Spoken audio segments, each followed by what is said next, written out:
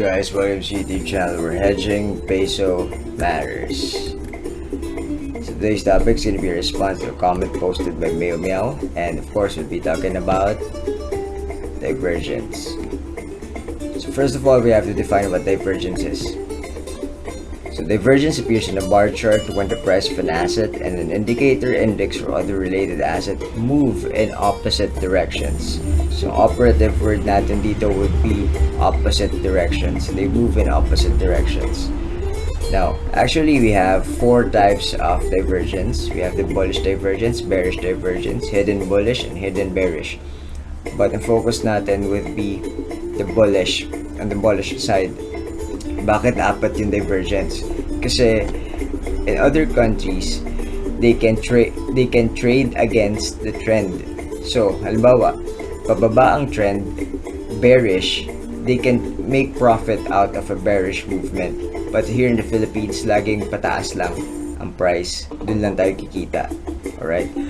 So, bullish divergence, this occurs in a downtrend. So, meaning, pababa na yung price.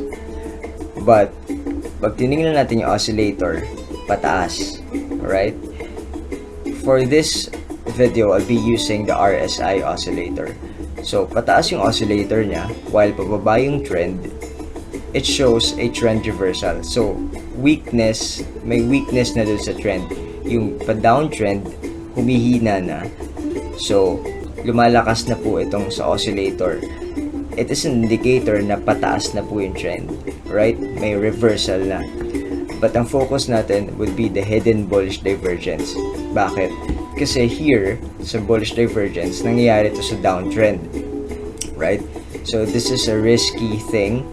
Kasi, di ba, if you have seen my previous videos, I keep on saying never enter a trade whenever the price is below the Kumo. So, most likely, kapag bullish divergence, ang trade setup natin will be entering a trade that is below the Kumo. Later, pakita natin. So, hidden bullish divergence, ito po yung main target for this discussion.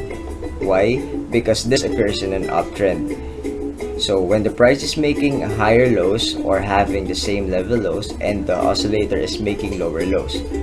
So, bakit yung oscillator nagkakaroon ng lower lows? Of course, meron din tayong tinatawag na period of relaxation wherein bumababa rin yung strength.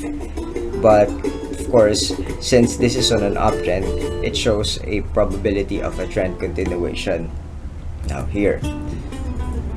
Ito po yung sinasabi natin, ito yung regular bullish divergence. But, of course, main focus natin would be the hidden bullish. So, the price is making higher lows. Alright, higher lows. Here. Itong low na ito, mas mataas dito sa low na to.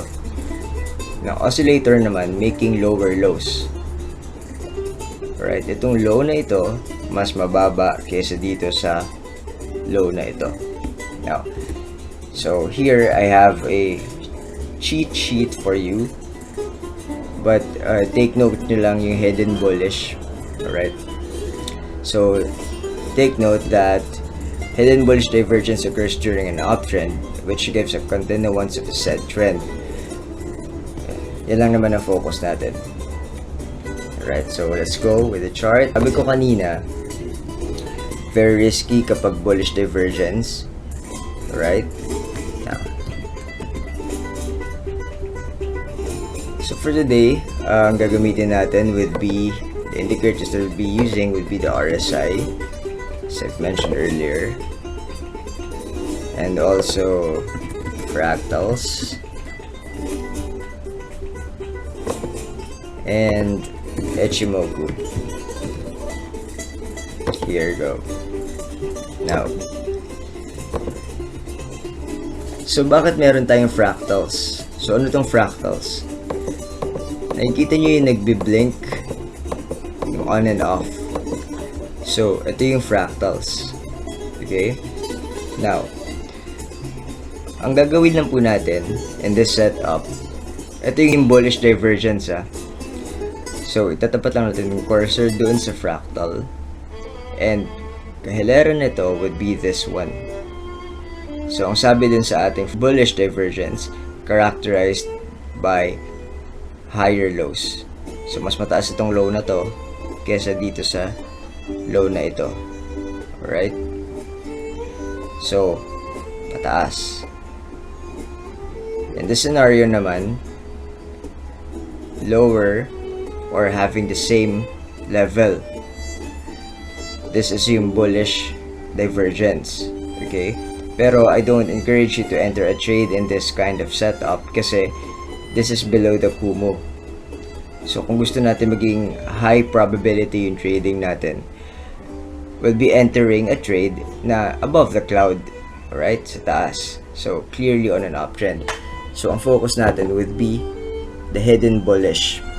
So as a recap, hidden bullish, ito, having higher lows and having lower lows. Alright. Ito, nag-occur lagi ang hidden bullish divergence kapag uptrend. So, of course, common sense, mas magandang mag-enter a trade na uptrend na alam mong tutuloy-tuloy siya pataas. Sasakyan natin yung in-trend niya pataas, of course. Now, going back, let's check NRCP. So here, now, as you can see, alright, oscillator is having lower lows. In this scenario, mas mababa ito kaysa dito, lower lows. So you'll plot an arrow going down here, pababa. Alright, bigay tayo ng arrow. Here you go, arrow.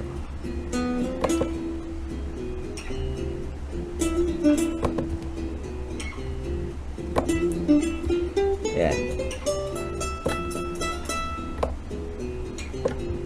And dito naman, sa tapat nito, lagay tayo ng arrow going up. Yan. Ito ang tinatawag nating hidden bullish divergence. Right? So, we'll enter a trade dito kung saan mababa ang price. Okay? Most likely, safe ang entry natin dito, or you can choose to enter in this part. Right? In this part, safe ang entry natin dito. Bakit? Kasi uptrend ito, and of course we are buying a certain stock na mas mura yung price. What goes up must come down. So mababagsak din siya. Now, dun tayo bibili sa hindi naman oversold, but of course nasa gitna lang. So yung katamtaman lang yung presyo. Alright? So once na nandito tayo, dapat natin, so here it is. We'll be entering this trade, and look what happened. Continuance of, or continuation of the trend, uptrend. Alright? So mahaba talaga itong discussion ng hidden bullish divergence, but yun lang, basic. So if you find this video informative, give it a thumbs up, and again, thank you. You might also would like to check my other videos. If you have any questions, of course, comment below.